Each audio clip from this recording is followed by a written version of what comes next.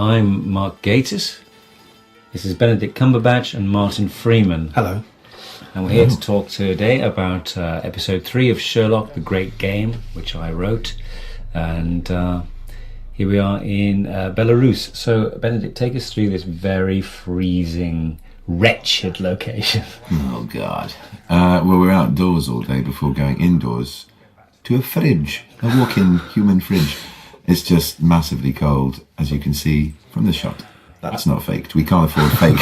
One cold of the funniest things about this is that it's set in Belarus precisely because I had to find one of the few places in the world where A, they still had the death penalty to make the joke work, but also B, they hanged people as opposed to shooting them or lethal injection. I wrote it as Mexico, and then Sue said, we can't do that. It's too hot.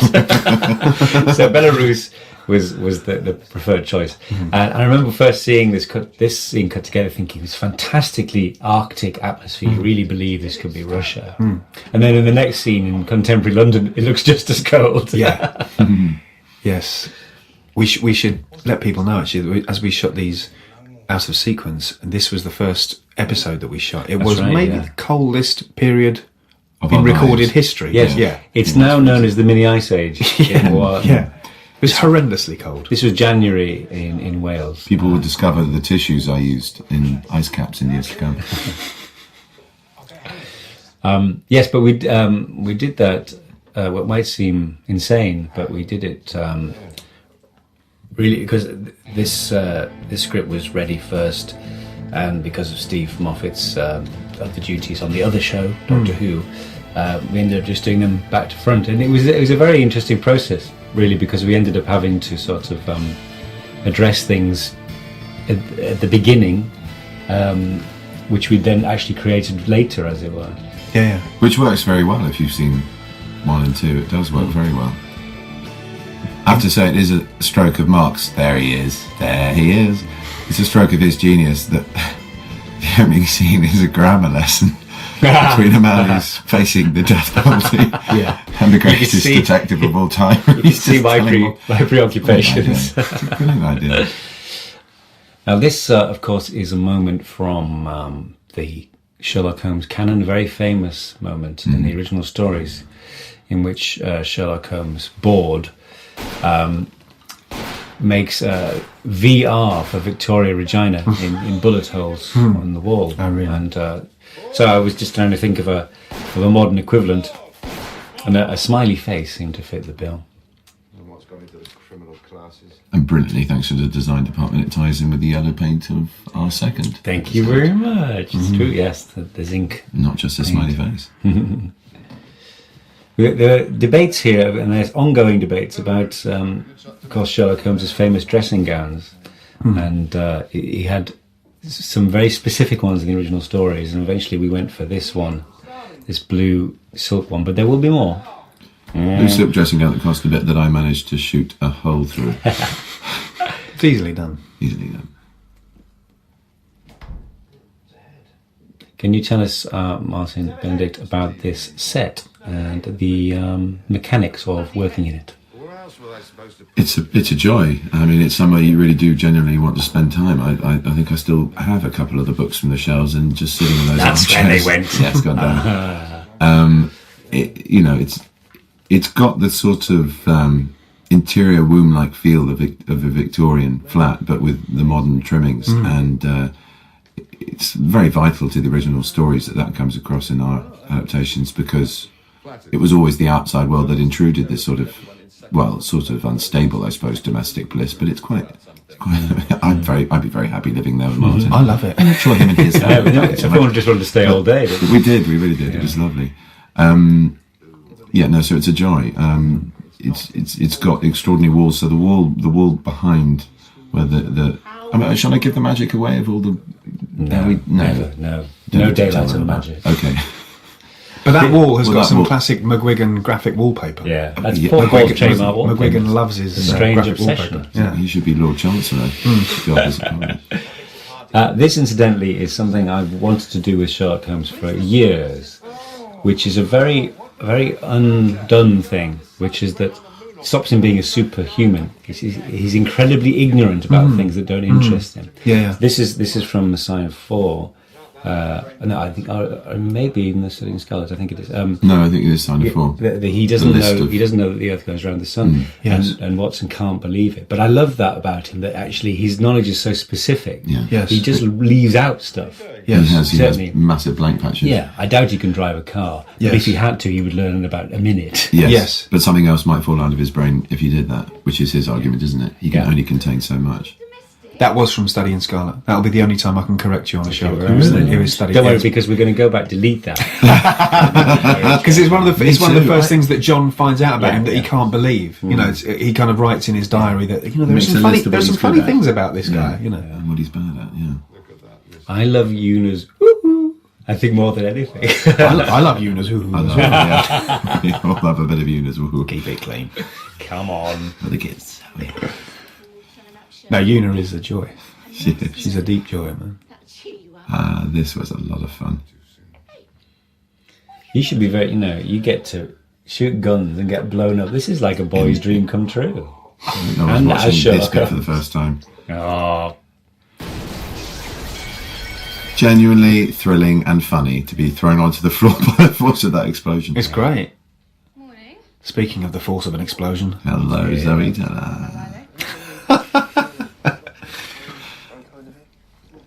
this was a house we ended up being in a lot, as I remember. I've forgotten where it was, Yeah. somewhere in Cardiff, but it was a sort of 4-story house, and it had fantastic Huge amounts house. of rooms that we could use for other locations. massive house. Yeah. Which is It always became nice.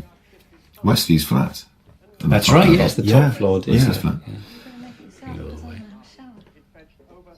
Very nice lady who owns it. If she's listening, Yes. hello. Hello. Thank you Thank very you very much. much for letting us I thank you. sit in your exactly with the nice teas.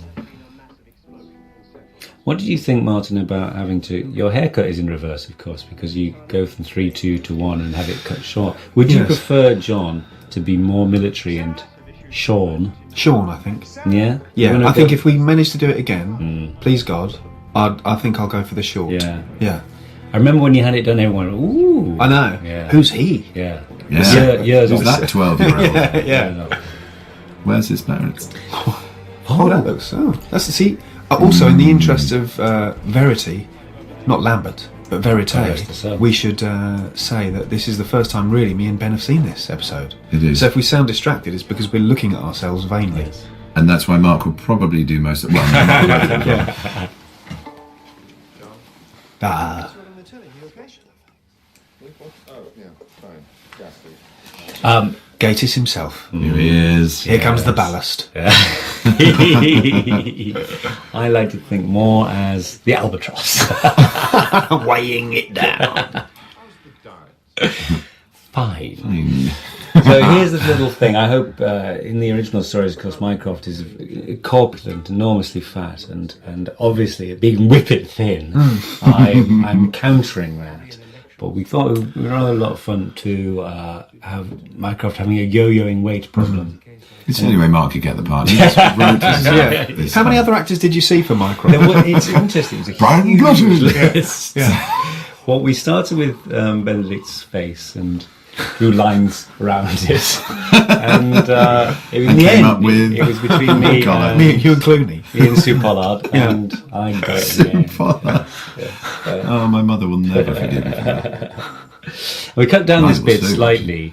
There was a reference to their mutual strange childhood and the fact that you had that Sherlock had rather spoilt the family atmosphere. It's gone for Yes. time, but in the end, I think that might be quite nice. It does. because It's we don't want to give beautiful. too much away about this. Their I parents. discovered that my father was having. Can I say? You can say it. We might have it later. I don't Yeah, know. maybe, Okay, but I can say in this DVD. maybe. Okay, well then I won't. Say it. Okay. Keep our powder dry. And this is based on the adventure of the Bruce Partington Plans, which is one of the original stories, and one of my favourite, perhaps my favourite story, about a man who's found dead on the tube line with his head smashed in. Good story. taken the memory stick. We can't possibly risk it falling into the wrong hands. My hair is dyed to match Benedict here. My hair is dyed to match whose? I don't. Sherlock. To match Sherlock Holmes. Yeah, Sherlock, that's We it, thought that okay. might be a good idea. It's not a bad start. Do you think there is a family likeness? I do. I know. I do. I do. How? No, come on. That was a leading question. We talked about this yesterday, and Mark was saying that there is. Well, Well, we both can't play the violin, as proved by Bowie. Mysteriously, I got the Holmes nose. Yeah, mine's a bit more sort of flat and snubby and retrousso than it should be for Holmes. But they've lit me very angularly, so I throw a profile every now and again. They've lit me very roundly. That's why I look round. Otherwise, I look very You look chiselled great. in real life. You do look look great. chiseled. Chiselled out of what? Plasticine. Marshmallow.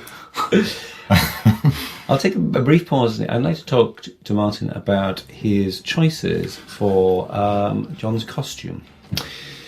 I thought that I was just trying to have a nod towards his twin careers, or his twin professions, I suppose, in medicine and army, and thought that there was maybe there was a puckerness to both of those. Traditionally, they're both pucker professions, and I felt, we don't know either way, but I kind of thought, well, John probably has other army doctors in the family, I felt, and it's just a certain understated English style, I think, that seems to work, like little window pane check shirts and functional, slightly utilitarian gear. Do you know any serving soldiers? Not anymore. No, I mean, not really, no. What are you saying? Well, no, just... Have you ever met any soldiers? But Martin? actually, that sort of look is quite a careful cut to the clothes. It is actually. I've met a few in my time, and there's something about even it's a sort of country wear. Absolutely, it's relaxed and formal, but it's never less than very smart. Absolutely, and he's an officer. He's officer class, and both being an army officer and a doctor are both fairly, for want of a much better word, quite posh professions. So and not that I don't think John is ultra posh, but he's just proper. He's proper and, again, quietly stylish, I think. I sort of felt that he shouldn't be really cool, but he should know what he's wearing and why he's wearing it, So what we have here is a reference to another story, The 5 Orange Pips, which is not really been done. It's a very famous Sherlock Holmes story, but it's never done because the solution is the Ku Klux Klan are behind it. And essentially the envelope containing the 5 dried orange pips has KKK on it, and as a modern reader you just go but the thing I've always loved about it is the simple brilliance, the terrifying idea of someone opening an envelope and out spill 5 pips, and if you know what they mean, it's like that's it, you're going to die. And simply I was thinking, well, we're talking about modern equivalents right across the series, so I made it the Greenwich Pips, and but that's it. I mean, that's the only part of that story I'd use. But it's the same. It's the principle that Stephen and I want to apply to the whole thing, which is a kind of magpie idea of taking bits and pieces from various stories. Tell us about Rupert Graves, Benedict. Rupert Graves is good at football and has 5 children. Well, the 5th on the way. He's fantastic. He's a wonderful actor. He's very patient with Holmes. He's always wanting him to be a better man and trusting in his abilities as well. Actually, now I'm talking about Lestrade. Let's talk about the actor, Rupert Graves. He's great. He's very funny.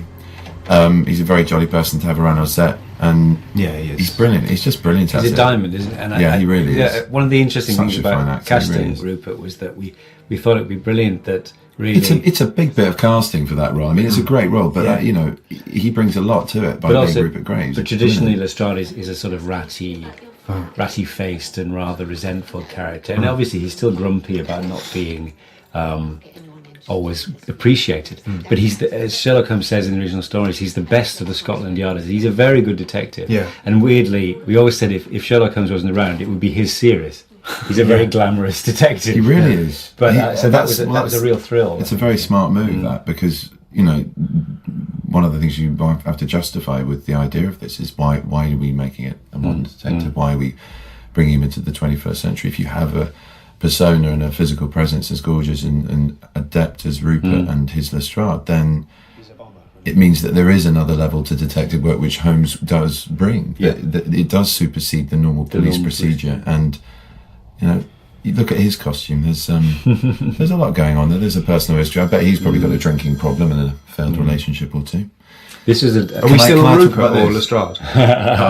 Lestrade. This is a we're talking about this is just to mention a tiny thing. I wrote down years ago in a little list of things I'd always, if I ever wrote a Sherlock Holmes story, 221C. And I always thought, what if there's another flat? And so this is 221C. And tell us about the location. Can I quickly say about the voice that this is obviously the brilliant actress who is in fact playing the woman with the bomb strapped to her, but Deborah Moore.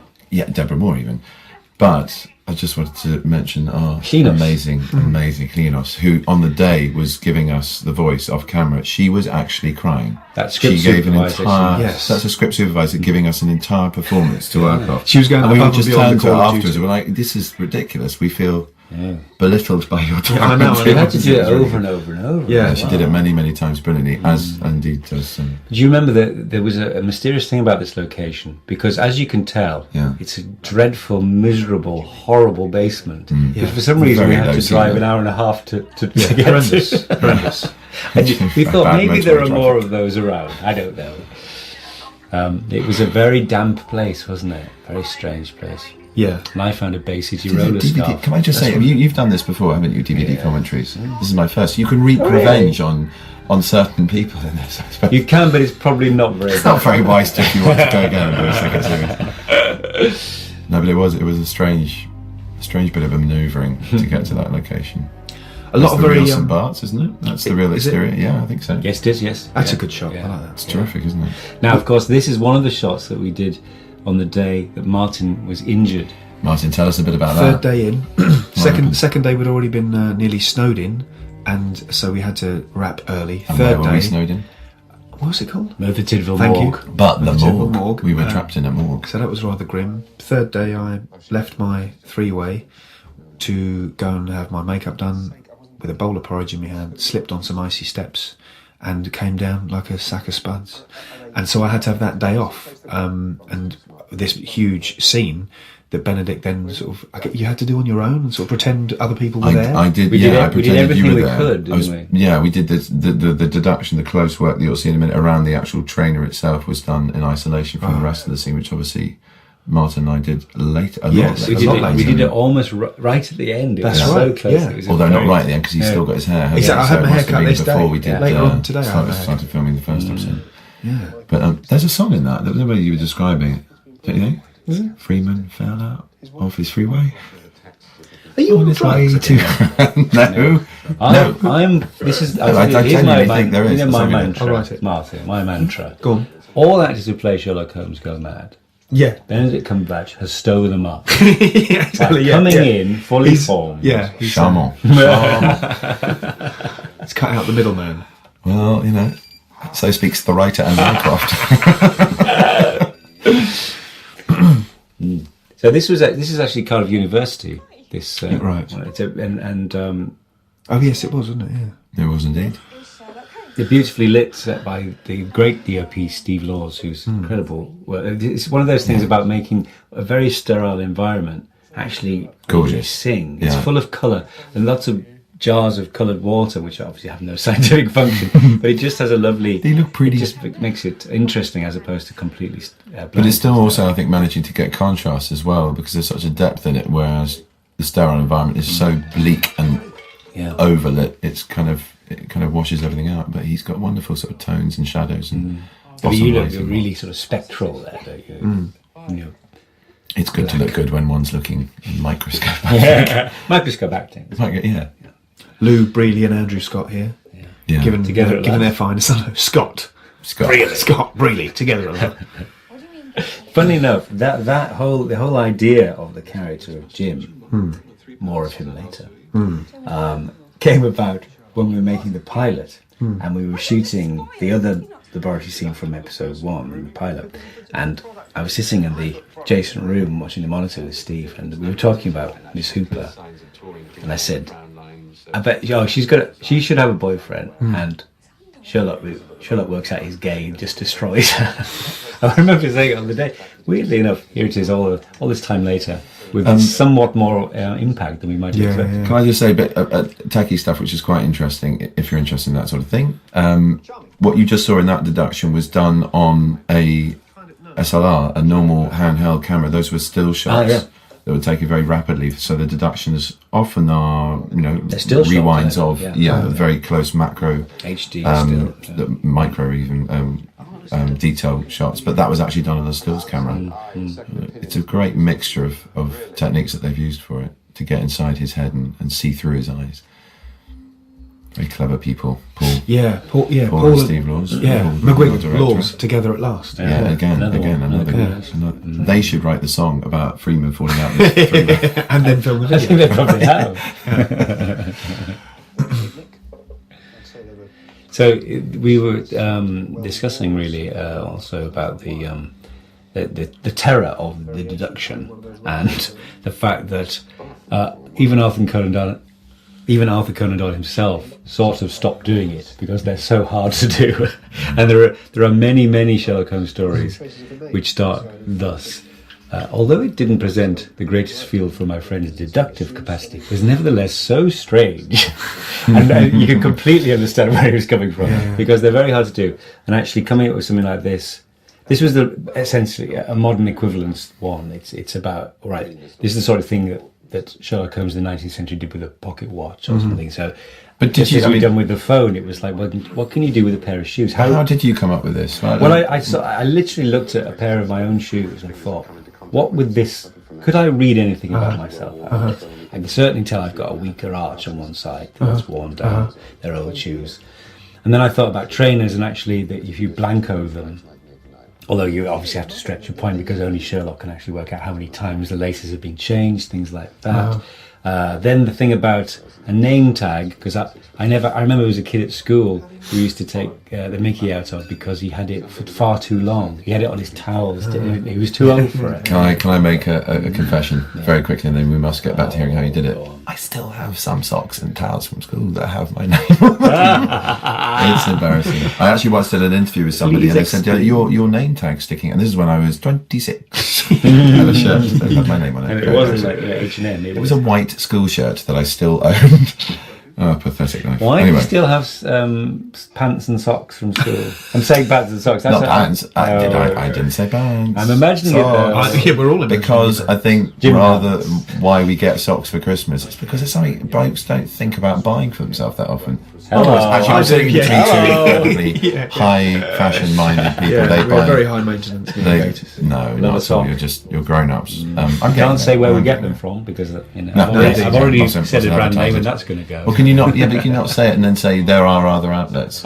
You're Adam is going to do. There are other detectives. We have to say there are other detectives to Sherlock Holmes, but there are others. Here's a beautiful example, I think, of Paul's fantastic direction in this episode, because this is a back of a cab shot, very difficult to achieve on a low loader with lots of cameras. The portico there, old London. Yeah, but what's fabulous is this is a proper London journey. Yeah. This is a route you could actually plot. But what's wonderful is the way that as the buildings sail past, I mean, obviously we shot it a lot of times, but you get so many great little moments where you think, well, I can't see, you almost can't see the shot, and suddenly you get a bank of trees or a building, and it's so beautifully framed. The idea of bodies passing through, it's so good what he does with space and the thinking of characters and their experience of space, whether it be text messages appearing on the screen or the reflections that we've talked about. And I think we've talked over it, but that's to come. No, the traffic.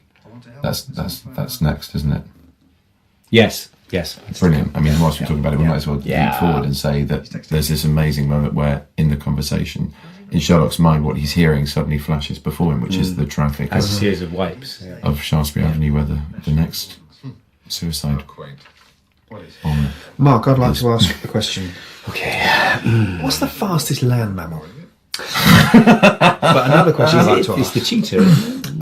When you and Stephen were deciding tone for the show, because given this is quite dark, it's not just jolly Sherlock, but it's not Messiah or Cracker. It's not like it's not really gory. It's not horrible. Yeah. But it's not jaunty either. Yeah. Where were your minds in sort of where this should find its place, like in a schedule or in a kind of just tonally for a show? Question. Very question. Well, it's an interesting thing to ponder, because in effect I think it's come out darker than we originally intended. I think that's something to do with the fact that certainly in episodes 1 and 3 there is a grimness to the murders. Yeah. I mean, murder is always grim, but obviously there is a certain thing in classic detective novels where certainly Agatha Christie used to get them out of the way with minimum fuss. They became the body, and then it was the fun of the people in the setting. But there's something about obviously the serial killings in episode 1, and actually the suicide bomber thing. Yes, there was nothing you could do. I mean, obviously we've done a certain amount with the music cues to make sure the mood is not always unrelentingly somber. But actually, there's something about that you can't. It's not really enjoyable. You've got to go with it. It's absolutely desperate. But I think if we do any more, that's something to bear in mind, and I think it's maybe something to do with the fact you're doing 90-minute films, and so that the epic scale tends to introduce that. But there's certainly a lot of room for more comedy and more relationship comedy. It's just particularly this story, because it's the grand climax of 3. Yes. And it becomes a countdown very quickly. Yes. I found writing it, there is literally no room for sort of a sort of levity scene. Because it would just look terribly inappropriate. You've got to A, keep the momentum going because there's a countdown.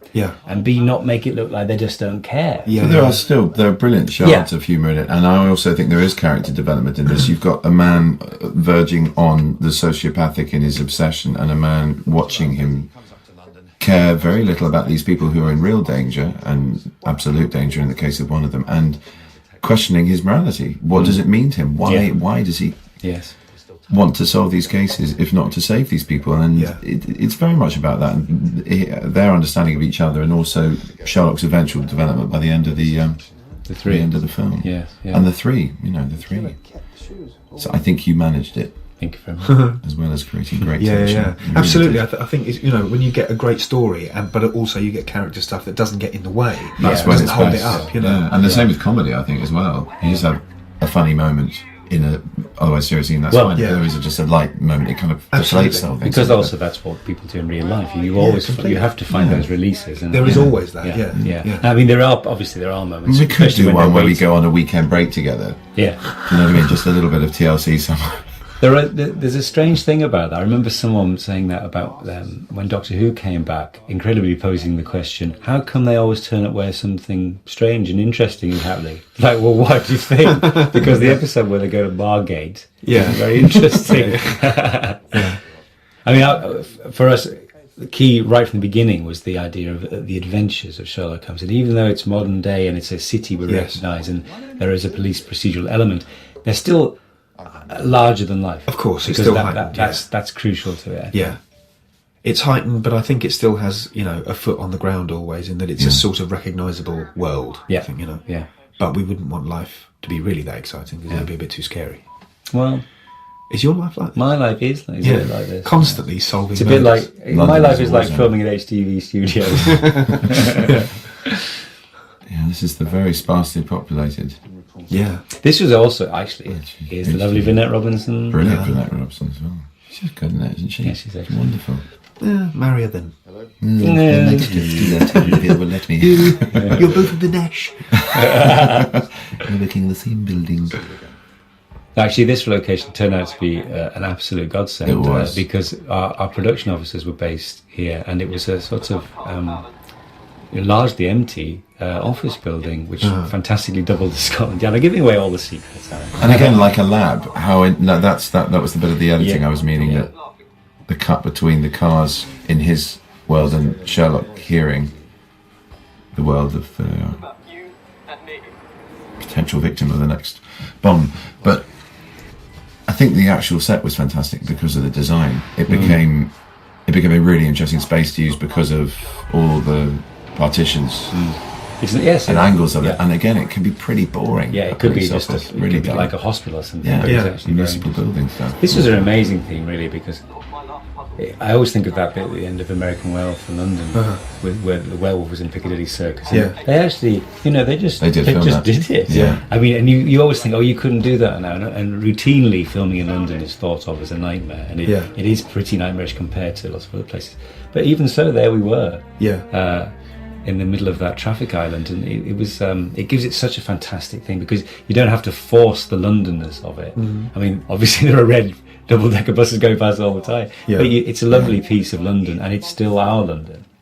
That's real water, folks, and our feet were really wet. Hurrah! This was one of the grimmest day. It was really in my memory, this is the worst day. Lou, who was a costume supervisor on the programme, she actually collapsed in my arms, pretty much. She went blue and went, I don't feel too good, and I had to be carried off with water bottles around her. I mean, she was really. It was in Deathlord. It's an amazing sort of ruin. I'm not quite sure what it is, but we were genuinely just standing in puddles, and it froze. It was horrendous. It was one of those things you couldn't escape because there was either driving winded rain or just any kind of wind, and I was just so cold. We must stop moaning. Shall we stop moaning? But it was true. This Sherlock goes to the Bahamas. Let's do somewhere. Please, as Rupert said, murder at the palace. Please just do it. Murder in the carpeted interior. Now here's the thing, viewers. Anne Kirkbride, who plays Deirdre Rashid Deirdre Barlow again, Corrie, famously can't do tears. She can't cry on cue. However, Benedict Cumberbatch can. And I think it was either just the cold, I don't know, but you can do tears. Wow, look at that. That's fantastic. I love this sequence. I love the coldness of Sherlock Holmes in this. It's a total performance to get what he wants, and then he absolutely drops it. Interesting. Love that. I think this is one of the most satisfying things to get my teeth into at times because we're not doing putty noses and silly wigs and sunglasses into disguises. So the idea that he can mercurially change characteristics in order to seduce people into confessing or just getting what he wants or controlling a situation even is really great. Good fun to play. It's really good. Actually, I'm glad you brought that up. Again, that was another early decision. Sherlock Holmes in the stories is famous for his disguise. Our heroes' silhouettes. I love that shot. Both of us walking away. And as you say, his putty noses, etc. But it was like, well, that might look a bit bizarre. But so the solution is to hide in plain sight. As it were, the modern version of disguise is to not be noticed. Mazda RX-8. Genuinely, people often ask, don't they, for funny anecdotes. Shall we talk about the sign? Yeah. Janus Cars is obviously a crucial clue. When we turned up on this excellently dressed real car forecourt, the beautiful design, of course it is, the J and the C are facing away from each other like double faces. It's all right, but because it was very thin, all you could see was anus R. And there was an emergency thing to thicken the lettering, so you see the J and the C. But still, it really sort of leaves out of me, I have to say, so to speak. This guy was great and very much reminded me of Oliver Tobias. Yeah, true. He could play him in the biopic. Write it. In the Tobias pic. Thank you very much for your time, Mr. Hewitt. Been very helpful. Come on, John. I've got change if you still want to. Nicotine patches. Remember, I'm doing well. How did you feel about... Did you want to smoke a pipe or even cigarettes as Sherlock Holmes? No, smoking's bad for you. Interesting you say that. Ain't that the truth? Interesting you say that. Why? Because he's on the cigarettes again in the next one. You mean you? Or No. I didn't, and I definitely not a pipe. I don't know. I think it. I just can't imagine it would look truly weird. I think cigarettes is for a man who thinks fiercely. Any kind of stimulant, whether it's coffee or nicotine, you can understand why he needs it. Why it's part of what fuels him. I think it's a very bold and very smart and very reasonable move to have and be somebody that's off the cigarettes. I like that again. That was an early decision about the drugs and everything. It sort of deals with it, and it's also fun that he's got the patches, and he is an addictive personality. We never quite say what he might have once been. The idea, especially in this, is that his obsession that is going to destroy him, possibly, and people around him, is his work, the game, is winning, and that's the most dangerous drug for him. Well, the thing I'm very satisfied with as well is the whole idea that he's convinced himself that he doesn't need anyone, he has no heart, and eventually we realise he does. He's not Moriarty. Yeah. No, there is, exactly. That's Andrew Scott, isn't it? You're giving it away because people watching, of course, yes. But we'll come to that. You did it again. This was, I think it's a car park in it's under the rugby ground. Cardiff Arms Park. Yeah. Again, lovely thing. I like this. I like these sheets of polythene and the police lights. I like the car. Well, it's the hairdresser in me coming up. have you done Top Gear? No. It's only a matter of time. It's minutes away. It is now. That track's waiting for me. Sherlock on his bike, Sherlock on his funny car with those Sherlock on his penny farthing. Yeah. Sherlock on Total Wipeout. It's only a matter of time. Oh, God, Now that is the show. I love Total Wipeout. Yeah. Love it, man. Oh. The wall. Oh, God, never. Kept scratching it, obviously irritating him and bleeding. Why? Because he'd recently had a booster jab. Hep B, probably. Difficult to tell at that distance. Conclusion, he'd just come back from settling Ian Monkford into his new life in Colombia. Mrs. Monkford cashes in the life insurance, and she splits it with Janus Cars. Mrs. Monkford? Oh, yes, she's in on it too. Now go and arrest them, Inspector. That's what you do best. We need to let our friendly bomber know that the case is solved. I am on fire!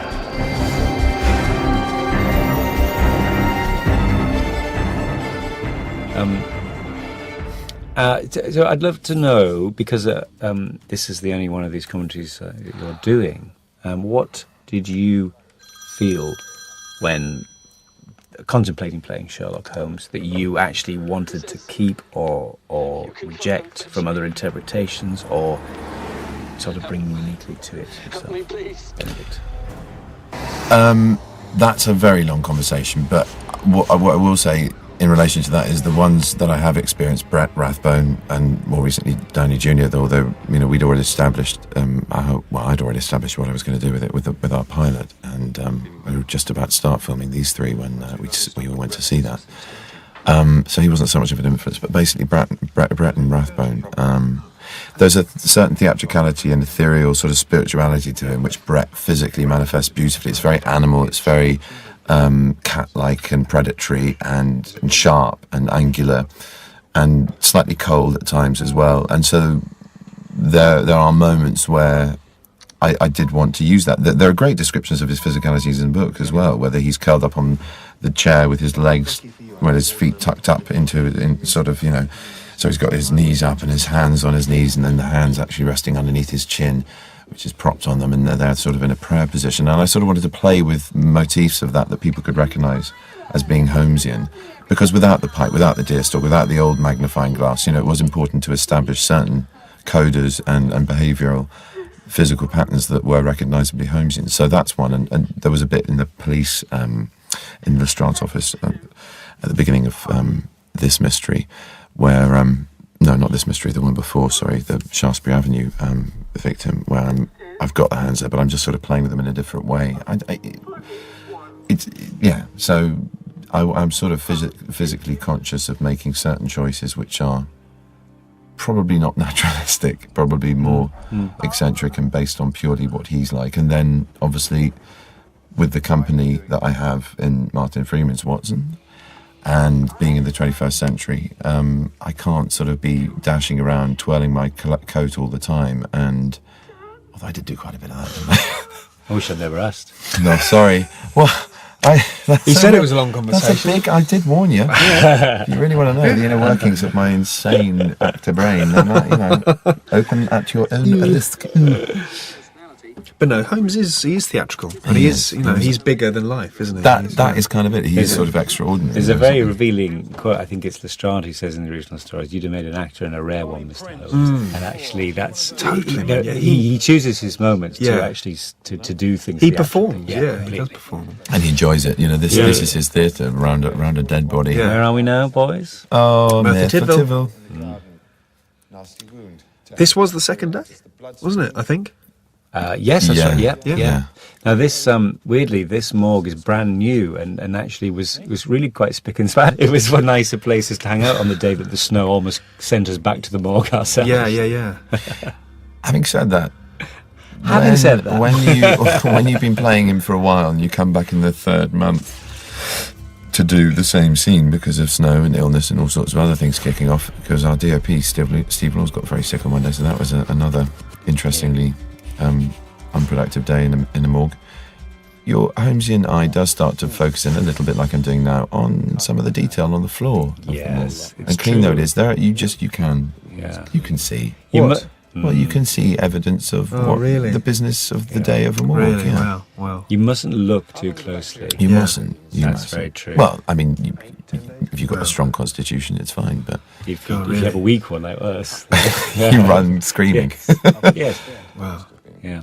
I mean, what can you say? It's a great leveler to It really actually. is. It's the sort of Very place you would sobering. obviously never voluntarily go. If you end up having to spend days and days there on end, then you sort of get used to it, Yeah. and then suddenly you walk out and a drawer is being opened. And Yeah, see, you I go, don't ever Oh, wanna I see see. that. Well, the staff there are, we should mention them Yes, actually, they are honest. The top blokes, and they're so lovely, and they were so welcoming to us. Yeah. Every time we were there, they were offering us their green room, and just being so frank, and you just feel you could ask them anything about what they were doing, and as long as In it fact, wasn't too we also indiscreet watched the about. first of the prime ministerial debates in We did. their green room. We did. And I thought, you'll always remember where you were when you Yeah. saw Nick Clegg right Nick Clegg from yeah. security.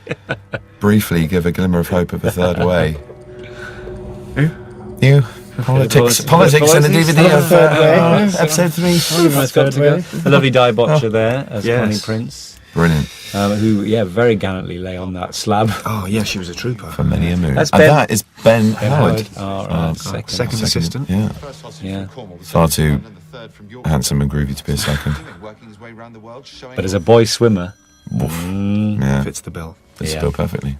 He'll make his mother proud. this is an interesting thing actually. The idea of the woman, this victim being blind, this was tricky because there's a lot of taste and decency things here anyway, obviously. But with people press ganged into being suicide bombers, one of them being a blind old lady, it's almost like a sort of checklist of things you shouldn't do. But I remember thinking quite late on, the earpiece thing is rather good. I wonder whether actually that should have been what he did all the time, rather than the pager. But it was sort of too late now. This was the first day. First day. First day of filming. And Mark, I'm going to sit back and let you talk about the cat. Well, the lovely John Sessions there. and John Sessions. And Stefano there. Yeah. Stefano. And the hairless cats. Is he? Yeah, he is as well. So boring. Sorry, that's no in. Sorry, guys. Sorry, audience. And yes, anyway, hairless cats. Hairless cats plus John's very, very thin, puffy shirt equals Sessions covered in blood and scratches by the end of the afternoon. Yeah. It was one of He was those- a trooper as well. The lovely Toby Ford, our first assistant. I remember actually at the end of this bloody day, it was in every sense of the word, thinking, I said to him, why did you put the cat on the first day? And he didn't really have an answer. I think it was one of those things where you think, oh, in retrospect, probably not the right thing to start. Yeah. It's an awkward enough thing when you're beginning a shoot. You're getting used to the dynamic of the crew and everybody, and sort of walking on set saying, "Hello, everybody, I'm playing Sherlock Holmes," is a bit of a weird thing to do suddenly. And with this animal as well, this uncontrollable element in an otherwise. But Sessions not that bad. You're right. I mean, You can control if you him. give him the right If you mixture rein of him in, food yeah. and pain, he weaning. can behave. Now, I felt so guilty because I didn't know until talking to John, who I know slightly from before, that he's a huge Sherlock Holmes Massive. fan. He In did fact, it on Celebrity Mastermind. one Celebrity Yeah. Mastermind. Yeah. Wow. And actually, in retrospect, I thought, bless you for doing this small, strange little part. But maybe you could have been a major baddie. Maybe he still can. Maybe he still can. If he ever do anymore. No, but that was the thing. Between him and you and Moffat, there were 3 big Conan Doyle brains. Yeah, was maybe frightening. maybe he could get his pen out for the next series. Pardon? Hey? Hello. Speaking of cats, no, there were two cats allegedly trained. What we discovered, there is no such thing as a trained cat. Hell no. No. They were trained in hurting John Sessions. Yeah. That was their special was, training. no, they were very Trained good in at losing that. their fur, looking like... Yeah. I love this I would say. because genuinely, this line, John's, as Kenny Prince, I don't know what I'm going to do now, was written to be, he doesn't know what he's going to do next. Yeah. John, brilliantly, Yeah. trying to get away with possibly being the baddie or not, Yes. red herring, sits down and looks at you and Yeah. says, I don't know what I'm going to do now. Yeah. Like a serial killer. Sitting too close to Yes. me. Yeah, yeah. Very It's amazing. unnerving. Oh, this was a lot of fun. This was a lot of fun. John, again, on top of having what you'll now see as a vampiric cat clawing his flesh, he then had me throwing a flash off in his face. I don't know if you know that. And getting his Many pen, times, getting his pen as out, I want yeah. to do. I don't know if you know this, but this is actually based on a true case. Is it? Real Tell us, case. Mark. Is it? It happened in France. A man died, apparently of tetanus poisoning. He had a wound in his foot, and it turned out that his brother-in-law had bred cats and soaked their claws in tetanus poison. Wow. Really? Yeah, That's absolutely. amazing. Wow. That is worthy of Holmes. Was this modern? No, it was the 20s. Yeah. Right. So there we go. I thought, well, I'm having that. Yeah. I interrupted you a while back, and I don't know if it's worth going back to it, but it is always Shouldn't worth be, going so. back to it when it comes to asking a question to you, but I mean, or from you rather. Shush, just stop talking, Benedict. Sure. No, but how you came up with the trainer deduction, you got as far as talking about I don't know if there's any more. shoelaces. It was and no way. I mean, him it's like seeing that all these things. But there is a model from Conan Doyle about those sort of deductions, Right. and you can still. That's one of the things that as a kid when I first read them and thought, oh, you sit and I remember sitting on the school bus trying to work out what people did. Turned out they all went to school. I really should have guessed that. But they're all dressed in school uniform. But you actually feel like, as Steve says, it's an achievable superpower. You think maybe I can do this. Yeah. And But that's the great thing about Yeah. him as a hero. There's no magic to it. This is incredibly hard work. I mean, It's you achievable. have to take leaps because how can you actually show that the laces have been changed 3 times? Only Sherlock Holmes can tell from some kind of wear. Yeah. You can't do a macro lens close up of that and show it, but you've got to rely on those things. But there is a model for that sort of deduction. Well, I know there is about based on an footprints object. and he's very keen on mud, Yeah. isn't he? He Yeah. knows different layers and types and colourings Yeah. and textures. There's a of mud, brilliant little even one in I London. found recently when I was just rereading one of the very last stories. It's the last story, The Adventure of the Retired Colourman, which is one of those stories that you can never quite remember. It's very late on. It's quite a clever murder story. It's got 2 really brilliant little things in it.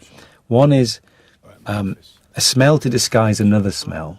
How long have you known? Which is the guy who's actually done it has freshly painted a room because he's trying to disguise the smell of rotting bodies. So it's a very strong paint to disguise a worse smell. And another thing about a man with an artificial leg, and Sherlock Holmes notices that one of the shoes hasn't been worn. It's too smooth because it doesn't actually act like a foot, And that was Doyle in the 20s in his last story, still coming up with a couple of corkers.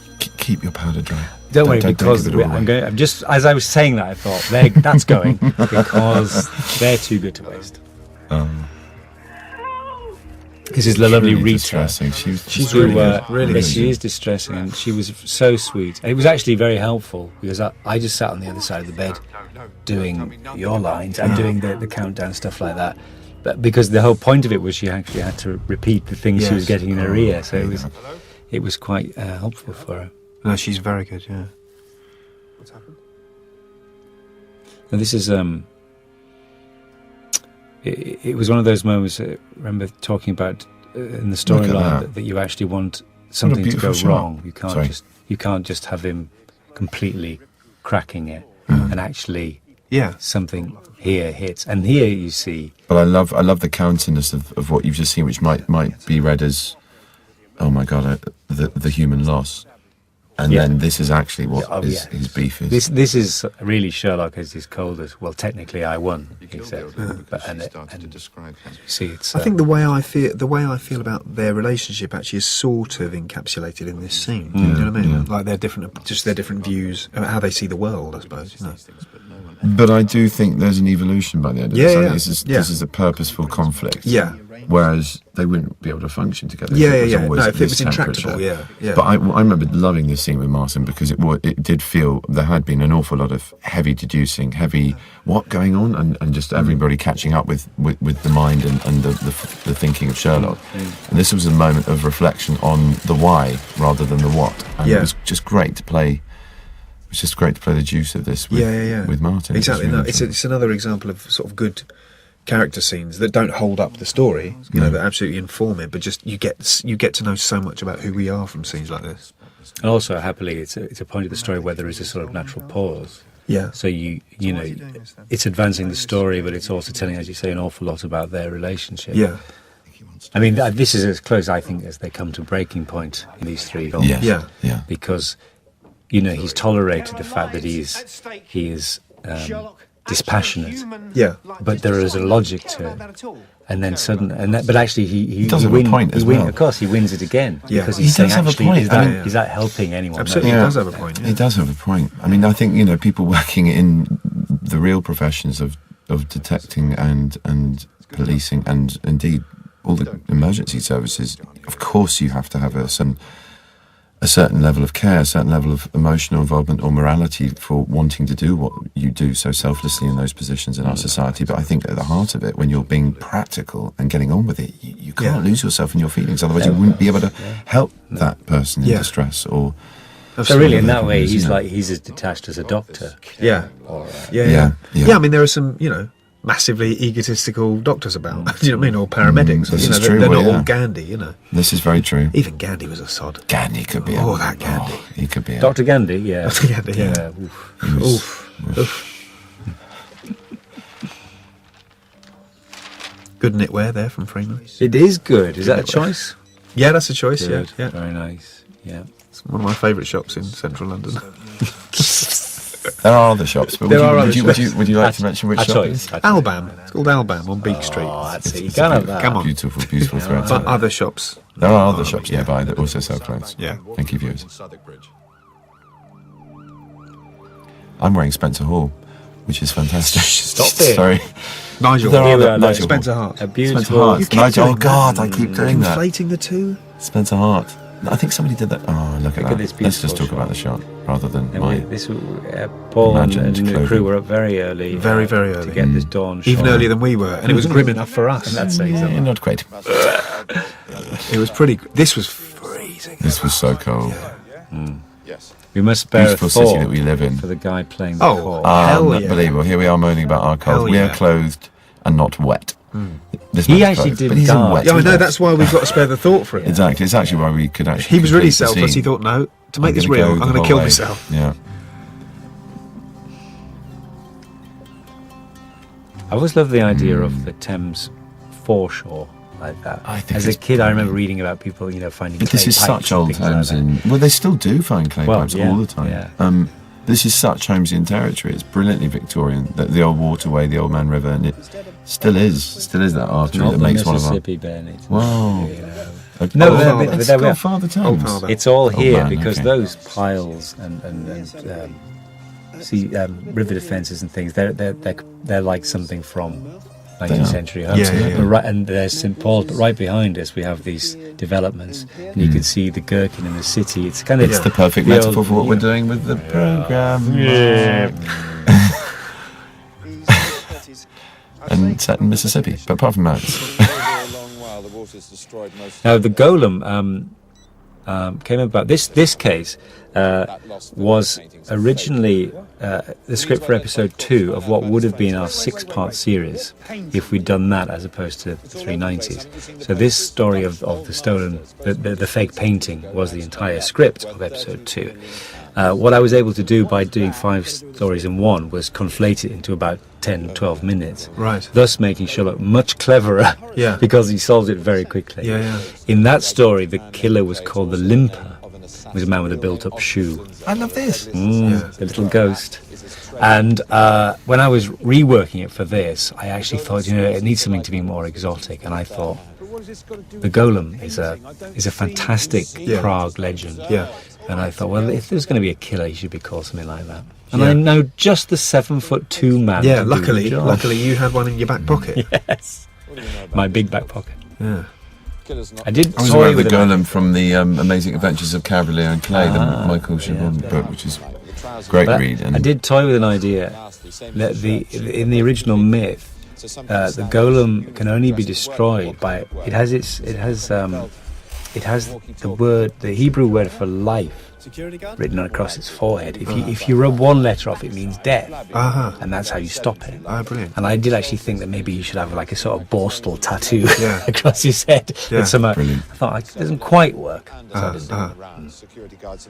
That must be a big part of the process as well for you as writers, to sort of eliminating the things that don't quite work, that might sort of think that might appear to be a great little touch there or a great little embellishment, but I suppose you constantly have to edit yourself. Well, before Mark illustrates that, I have to say the scale of change between the first draft of the script, which was brilliant, It was and then the brilliant. second one, within 2 weeks, he'd written. I know. I mean, he'd just blown himself out the water. Because I was quite annoyed when I heard that you were rewriting, because we'd had this table read, and I thought, why the hell are you rewriting it? And it was one of those rare examples, genuinely, not to save your blushes, Mark, but it was even better, and I thought, now that's you often get that's a rewrites, skill. and it's literally night for day or day for night, and yeah. just practicalities and a few slight character changes, often less if Sue's just thinking, no, the budget, we can't afford 20 people. But I was genuinely just absolutely knocked out by it. Was the fact that just something incredible. really good got even better. It was a real mark of how good you are. Well, I have to say, it was hugely in collaboration with Steve and the whole process of that, of upping the scale of this story as a grand climax. There was something about keeping this countdown going, which was really, really difficult to crack, because without literally having a clock in the bottom corner, it is how do you keep feeling that everything is at stake, but without it becoming so relentlessly grim, as we said before, that there's no room for any character development or any flashes of humour.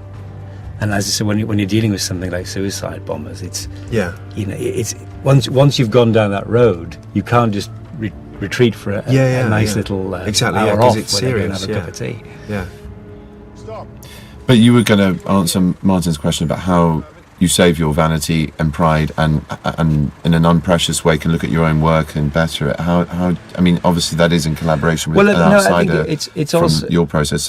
But Stephen, so you have somebody outside of it to help you be objective about it, I suppose. But it's not a continuing. But it's also partnership, about not giving, those little, if there are little jokes and little things like that you feel very precious about, the big trick is never to throw them away, because they might find that they might turn out to be something, even if it's a tiny little thing that might actually end up being the best way to end a sequence or even the whole story, I suppose. I remember as a kid reading Roald Dahl wrote a sort of thing about how he wrote, what his process was, and there was a wonderful little story about he was driving back from somewhere and had an idea for a story and had nothing, no pen or paper. He stopped the car and he wrote on the back window, "Elevator," just to remind himself when he drove off.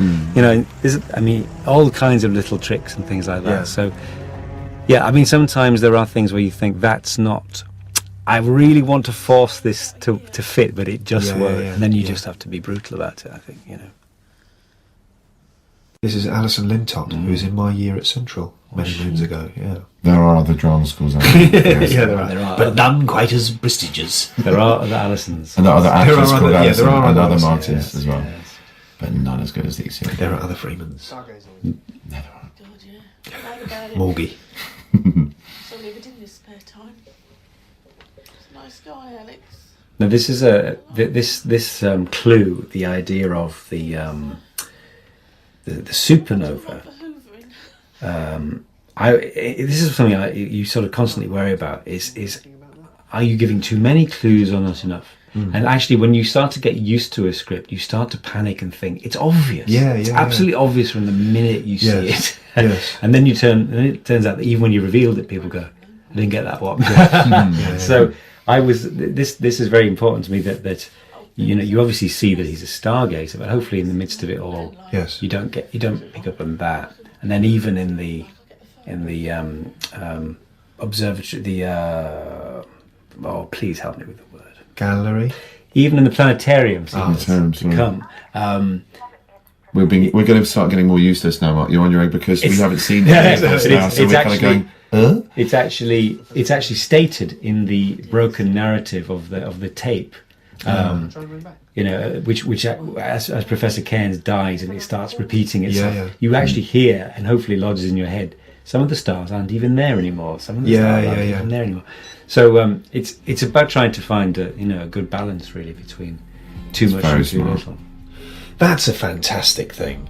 I love that. So that when the camera pulls back, it looks like that's being projected onto the wall. You've literally been standing in front of it. It's absolutely fantastic. I've never seen that done before. No, it's funny. The whole text on screen thing seems to people are excited about. I love it, but it's actually, really, hopefully stops the idea of having ugly close-ups of phones and all kinds of things. So simple and so effective. Speaking of simple, look at this. What's that on my I'll get you back there. Now this was a moment where Mark Gatiss did not allow me to practice an accent, and I think you don't think so. Well, it's hiding in plain sight again. You see, this is the classic country of this guy. One thing I did insist on here was you put your collar up to mirror your other colours. I know. Because actually, funnily enough, with it down, my neck doesn't work. You look like Blakey, and it could not be allowed. Now, this is a completely Anaraki point, I have to say. The fantastic design team by Arwell, who were just amazing for the whole process, absolutely worked themselves into the ground. This is a beautiful painting, a very, very convincingly Vermeer, but it should have been on board, and it's on canvas. Killed me. It killed me as well as an art historian who'd actually learned that when I was 18. It's not. No, it is. It's frustrating, isn't it?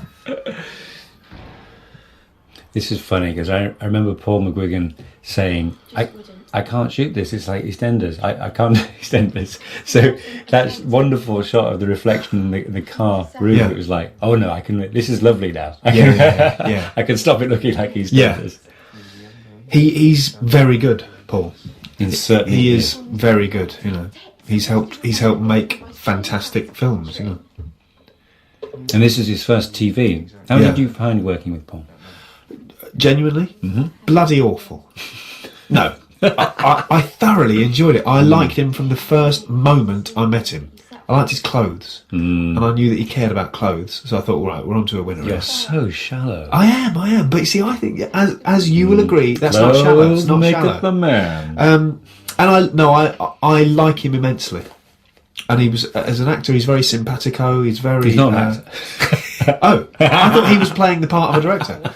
No, he likes actors and he likes the business of what we do, and he's very empathetic to what we do. Absolutely. So from our point of view, he's a diamond. I think also it's all there to see. We don't even have to say it, but obviously we will. I think these episodes look absolutely amazing. Yeah, they do. In collaboration with Steve Laws, we were thinking all the way through that without beating too hard on your own drum, it looks unlike television as I've seen it for a long time. No, absolutely. Very, very beautiful, properly cinematic, without being sort of pompous about it. Yes. Very beautiful and unflashy. Yeah. There are lots of really wonderfully sustained still moments of good conversation, and it's not whipping around in a panic because the action's not going quickly enough. It's actually rather beautifully framed, and all these little bits, just all these that really help make it as well. That's part of the thing. Actually, thinking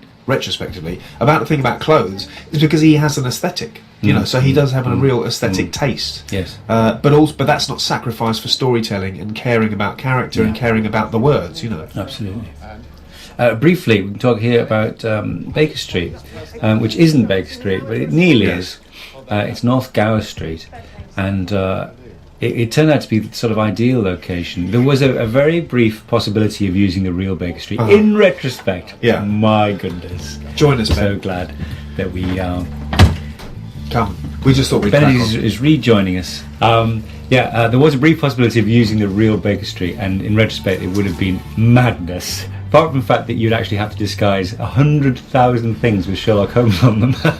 The sheer busyness of it would have been mind-blowing. Yes, North Gower Street turned out to be it's a fantastically quiet location. that was doable, actually. That has all the right architectural features and looks sort of like the upper part of Baker Street across the road.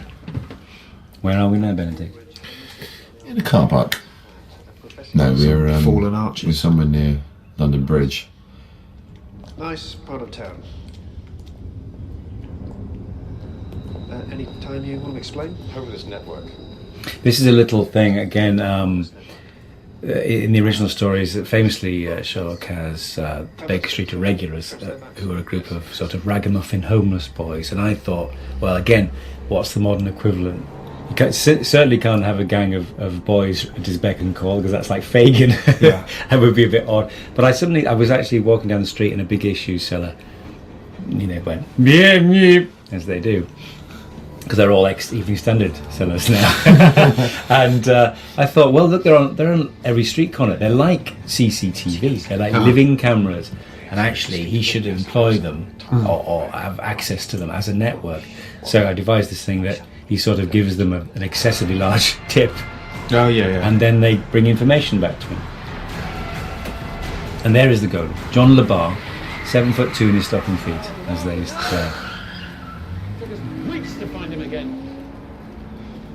Or not, I have an idea where it might be going. 7 foot. Someone left Two. the next Woodbridge a message. Almost as tall as you. Almost. And now here we are. This planetarian sequence took place in Cardiff Museum. And I think we were in fact right next door to Doctor Who filming that day. So it was certainly the museum was closed. I know that there was no room for visitors, but it was all a bit mad then. And I remember looking through one of these doors with a glass porthole, and you two had gone back to base, and I looked through and there you were playing cards. I thought it was quite weird, and it was actually your stunt doubles. And I had one of those. What? Sorry, we don't. Hello, Doubles.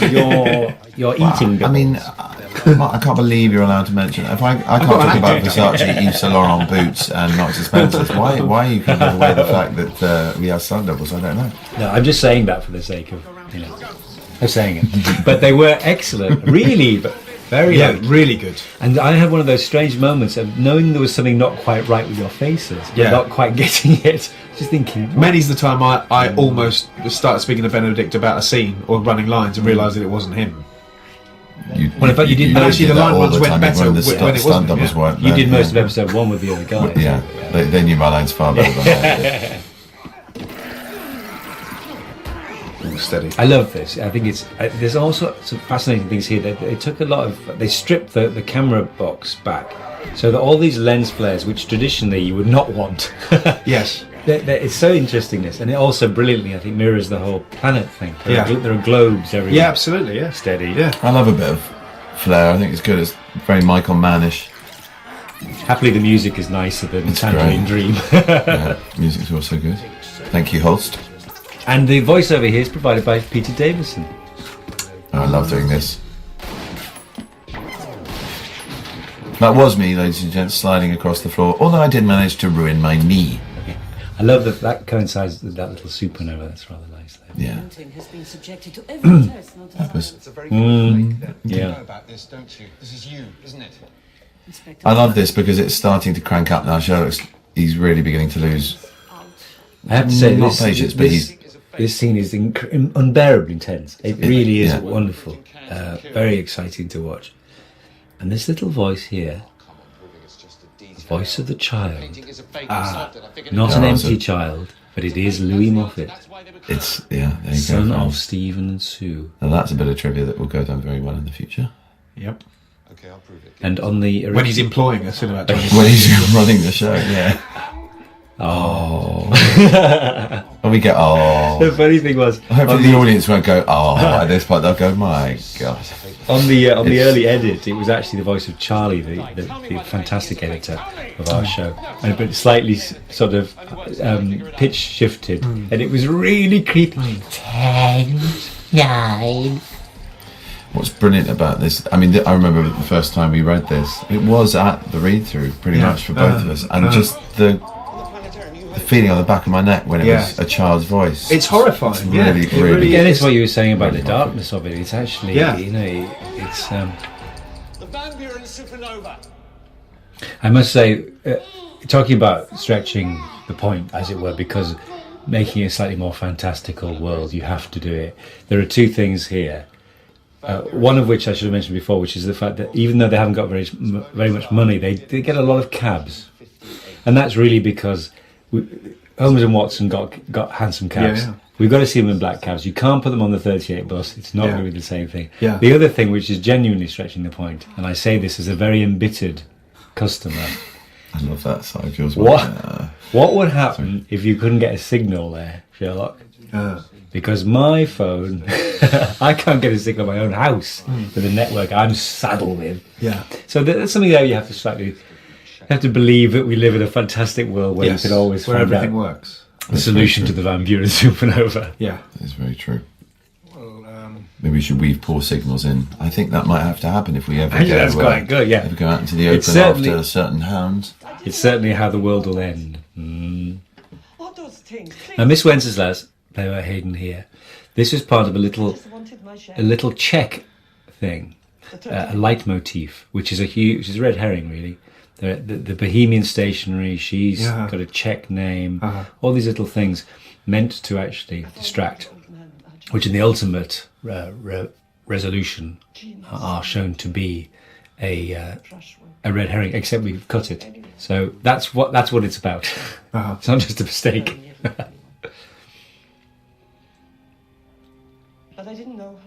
So now we are coming to the climax of the Moriarty arc. The word we are not meant to say, like Voldemort, really. and I've got to go. What? I've got to go now. You're not bothered? I don't. To be honest, I'm not really enjoying it. This is my first time seeing it. I'm not that bothered. I can live without seeing it. Yeah, I have genuinely got to go. Okay. And it's a shame. I'm hurting inside, but I have to go. Actually, what we could try I've got and things to do, do. Hollyoaks is on. right? We could sort of fill in. You can do Martin. You can probably do me, or if not, do Rickman. Oh, no. I'll try to do Martin. Is that Jonathan Ross? It'll be hard. Yeah. Well, if Do Rickman. No. Seriously, I'm not saying No, I can't do Martin. It's only Martin can do Martin. I'm going to do James Mason. You can't do Martin. No, it's true. Right. Bye, viewers. Hope you enjoy Hello, it. I'm Alan Rickman. I'll leave you in the safe hands of Rickman. For Martin Freeman for 1 or 2 minutes as we come to the conclusion of Ep 3. I'd love at this point to mention David Arnold, who has created the most spectacularly filmic score, as he is a film scorer. He's a very special composer, and Michael does Price, Bond and Michael Price as well, who, because of their ridiculous schedule, between the two of them, did a miracle in a very short space of time. And even the point which this is the first time I've seen it, folks, and that the violin that I'm scraping away with, that just a little sort of chromatic-ish scale that I'm practicing, he then builds that seamlessly into a much more beautiful orchestral movement in the background. I mean, it can be intrusive music, but this is just so evocative of the Holmes of old as well as the Holmes of now. It's a perfect marriage between the modern pace of what we're doing now and the rich sort of lush classical feel of an older worlder Holmes. Yeah, absolutely. Oldie worldy Holmes. I'm trying to say. It's a very tough call because you're trying to make it very driving and modern score, but also have a classical dimension. And the violin is right at the centre. Violin is of absolutely the centre, as it should be, but it fits completely. And as I said to David and Michael, I'm a big fan of a catchy theme tune, and we've really got one I love that. I can hum that in the bath.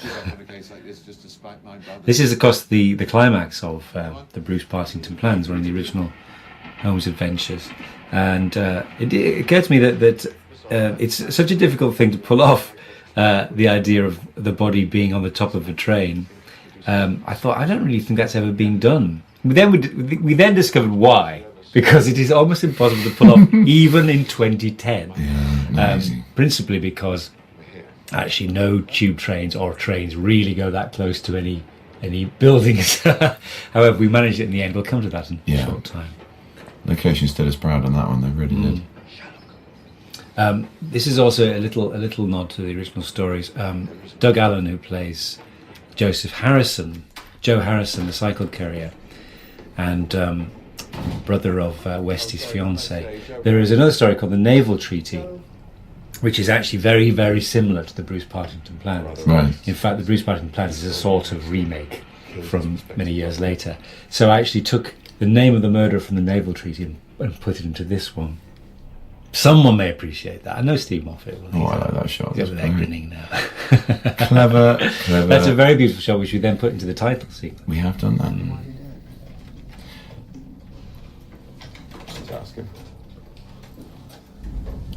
See, this is the main reason why I think both Martin and myself felt safe doing a reinterpretation, if you will, or a modernisation at least of Sherlock Holmes, because we're in the hands of two people who so thoroughly enjoy the detail of not only the original but related. I mean, whether it's through castings, whether it's through the influences outside of Holmes, the kind of thread and web of it, the detail of it will really reward repeat viewing and fans of the original book. So those people are little and large. Little and large. No, but genuinely, I think it's the perfect marriage, and any fears of what a modernisation would be about were immediately dispelled on reading your scripts. So. Well, I mean, as I say, we're very proud of it because I think they've come out extremely well. But it's born of a love affair with Sherlock Holmes and the stories that inspired us as kids and thrilled us as kids, and it's really an attempt to get back to the very essence of why these men are friends. And not about the trappings, and I think really it's sort of that, but it's also a purist dream. I would like to think, because it is absolutely threaded with little nods to some of the most obscure stories. Which it doesn't hopefully affect in any way your enjoyment if you're a casual viewer. But if you actually know your Sherlock Holmes, there are lots of little things which hopefully bring a measure of delight. Good stunt. Not seen that before. So we're now approaching the difficult bit. There was a very amazing night in the goods yard at Battersea with a real train, and the whole thing of plonking the body onto it, which we managed to do once, and then incredibly the train derailed itself. No. Almost proving that this story could not be attempted. I've forgotten that. Yes. Oh my God, I do remember that, yeah. He's terrific, Doug, isn't he? Yeah. He's so good in this. He has that kind of... I think he'd worked with Paul before on Gangster. He has worked with Paul before. I think it's a very richly, deeply cast, for want of repeating myself, but it really is. That's no small thanks part to the scripts and Paul as well. I mean, look at that. Beautiful. So it could have, the train could have gone on, and then it hits the point. It's a piece of Doyle genius. I'm sure he must have worked out one day, just sitting on the underground or on some train. It's like there is another deduction about where Holmes works out from the way a letter is written that it was on a train. Yeah. So there's the thing with the points there, that the body just flops off. It's a fantastic idea. Great. But here we have an example really of Sherlock making a mistaken assumption. He thinks that actually, really, it's been about the Bruce Partington missile plans the whole time. And in fact, it's all just part of somebody's game. Whose game, Benedict? What? Whose game? Sorry, I'm getting lost. I've seen this, sorry. But here's an example. I like the idea of him at least trying to convince John that he's into daytime television. Yeah. Brilliant. But this is the thing I rather like. This is sort of another list of deductions, which I like to call the ones you don't actually have to bother explaining. So it's a proper Doyle thing. You do it so well. Where you all he has to say is, of course he can't be the kid's father. Look at the turn-ups on his trousers. And it's a nice thing, but you don't actually have to go through the process of explaining how he knows. It's very true. I like more of these. Like the bottom third Let's of see the more door handle yes. of a Chinese restaurant. Let's see more of these in the future. Definitely. There's a nice little domestic moment here about getting the beans. Yeah. They are two young bachelors. Sherlock's I think they the eat a beans. lot of beans. But ultimately... But I like also the detail that he's wrapped up in his coat. I should say that's because we were playing the freezing cold nature of being in this flat in this weather with the windows having been blown out not long before. By the not gas explosion. By the not gas explosion, exactly. Which is presumably why our gas fire still isn't on. Yes. Smart. You see. Viewers, no stone left unturned. No turn on stone. No turn unstoned and no... Yeah, I'm baked in this scene. Now here's the thing, this pool for the Yeah, climactic scene where young Carl Powers died is in Bedminster in Bristol. I used to live and I used to swim in this pool. Oh, Mark, And if anyone had ever told me it's too neat that to one be true. day I'd be making Sherlock Holmes in that That pool, you'd written, I would have said, you have come You're from lying. the future. and I can't understand what you're saying. Sorry, I can't hear you, I'm swimming. I would have said that. Yeah. This is one of those things really where What if Matt Smith had appeared and told you that? Then you might have believed him. I would go, Doctor Who's still on? Woo! This is one of those things where I suppose a bit like the planetarium, there are certain scenes, especially this obviously because it's the Moriarty scene, you feel like they need a setting. You think of Hitchcock and you think of those places where you want to put something that deserves, and obviously it's just a domestic swimming pool, but it has a kind of oddness to it, which means it's not just a piece of waste ground. There's something slightly baroque about having it with those curtains and that pool. This is I think a very chilling twist. Yeah, it's great. I do love this. And it's a beautiful setting, and on an anecdotal level I would say that this was interesting because Would you like me? there's so much to play in the scene. One of my main preoccupations was the fact that my Spencer Hart suit was bulging at the pockets because it had a gun in it. It was really odd and difficult to walk Can you just without say that feeling like I was again, gonna- just say my suit? My suit, really? Oh, really? Just have a Okay. go. Okay. That very well fitted, beautifully tailored suit has a rather large gun in it, and it was rather distracting to the point that I had to concentrate very hard on not falling into the water. And here is the sublime Andrew Scott Indeed. revealing himself as the reptilian. So not just a Genius cheap gay Moriarty. joke, in fact, a supervillain. No, right, exactly. Now Andrew came in to read for this part, and really everybody just fantastic, really fell for his interpretation. The thing about Moriarty, obviously, as with the reinterpretation of Sherlock and John, he was never going to be a 60-year-old bald professor. He was going to be something else, and something hiding in plain sight, as it were. And we saw again a lot of great people, but what Andrew brought to it immediately was a kind of playful super intensity. And for all the sort of the camp fun of some of these lines, which are demanded by a Holmes and Moriarty confrontation, there are moments in it which are so scary, I think, when his face becomes a sort of lizard-like set mask, and this real evil just comes through. I think is really remarkable. Oh, marry him. Oh, I'm married. You're going to marry him. I'm married Oh, to right, Andrew. okay, yeah. Yeah, that's Okay, a given. okay. That's fine. Yeah. Sorry, folks. You're quite. That was me being Martin, by the way. But no, he is, and I completely concur with everything Mark just said about him. It's extraordinary. There is something deeply unhinged about the level his physicality slips into at points where it's so cold, it's so reptilian, it is subhuman. But there's also two little things here. Moriarty's an Irish name, and there's never been an Irish Moriarty. So we actually asked Andrew to do it with his own Keep it in his own accent, it works brilliantly. But also, one of the little details... I love that. Danny said, I love that. One of the little details in the original story is that Moriarty's head is forever oscillating from side to side in a curiously reptilian fashion. And I told Andrew that when on the costume fitting, and he didn't know, and he absolutely grabbed it. Yeah. And I saw him, and literally as he was going, he was just practicing it for the first time.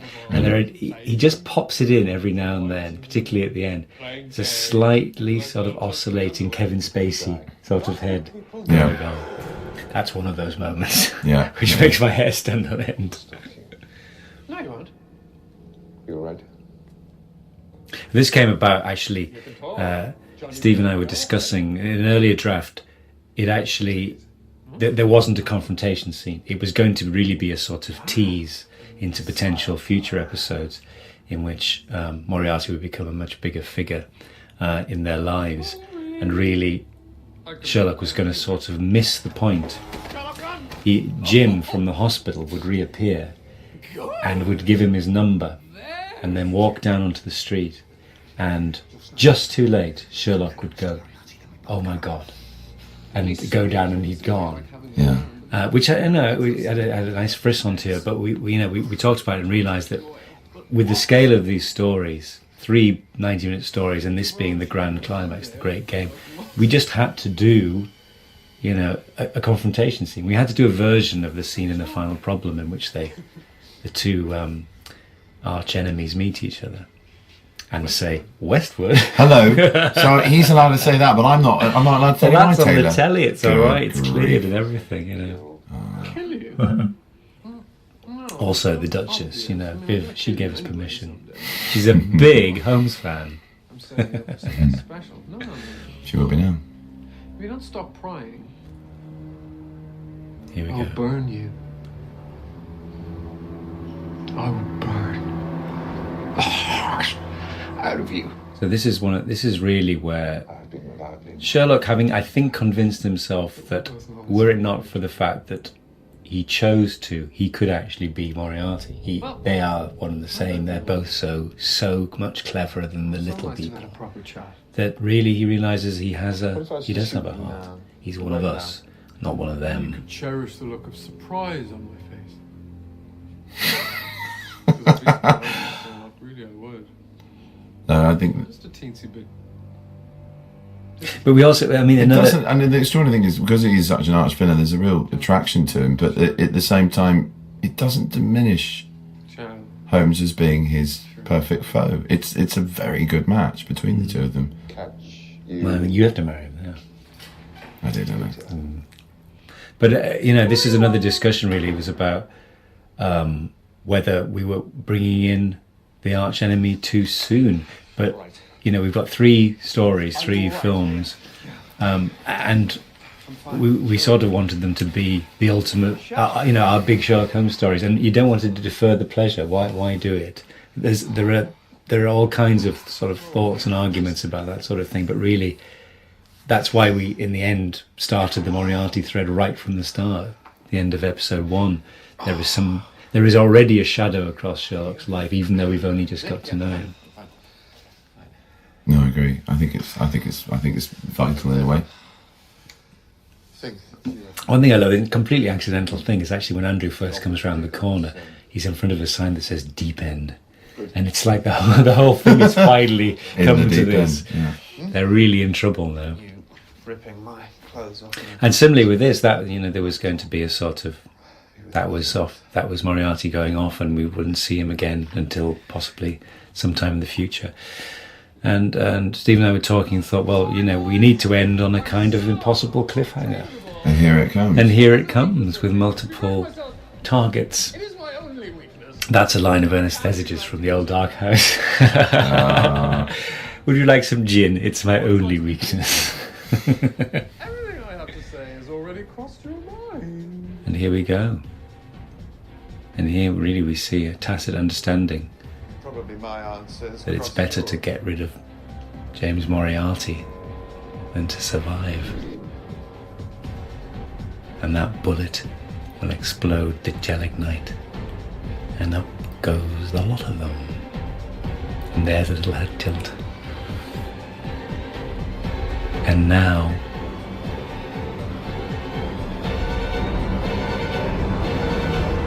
get out of that. Wazoos. Well, folks, that's the first time I've seen that. Thank you very much. Thank you very much for listening to us. Hope you enjoyed. And hope you enjoyed it. And hopefully we'll see you in about a year's time. In the DVD studio.